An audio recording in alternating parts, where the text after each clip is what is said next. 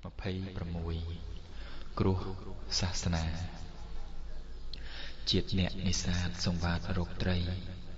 ប្រហាររាល់ថ្ងៃឥតក្តីមេត្តា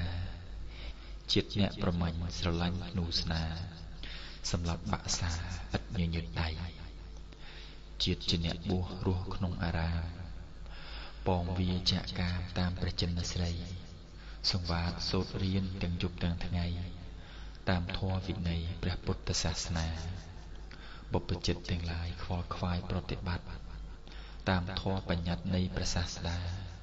បរិស័ទទាំងឡាយសប្បាយបូជាដោយចិត្តសទ្ធាបូជាឥតស្ដាយព្រះសង្ឃសាវកជាជាស្រែបុណ្យជនសាបពុជមុនបានផលឯនាយពុំព្រួយរិញរាំងពុំខ្លាចជនសាយ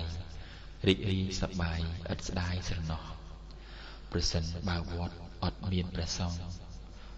លោកមានតែស្បង់សង្ឃបាត់បងអស់ប្រសិនបើវត្តអត់មានព្រះសង្ឃលោកមានតែស្បង់សង្ឃបាត់បងអស់ទាំងធម៌វិន័យបាត់បងសម្រស់នេះហៅថាគ្រោះអន្តរាយសាសនាហើយអស់នរជនទាំងឡាយអើយចូលគុំកន្តាយខិតខំសិក្សា